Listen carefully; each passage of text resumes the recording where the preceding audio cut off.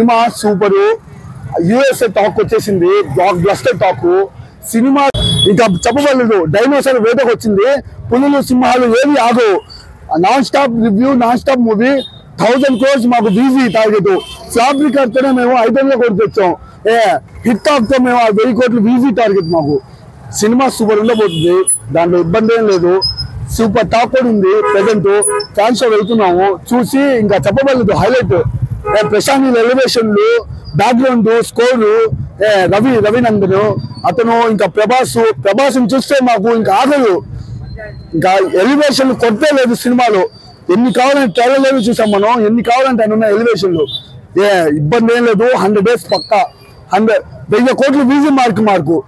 Flop టికెట్తోనే 500 కోట్లు తెచ్చాం. Hit టాక్తో 1000 కోట్లు రాలేదు మేము. అది డబల్ స్టార్ ప్రభాస్ అంటే.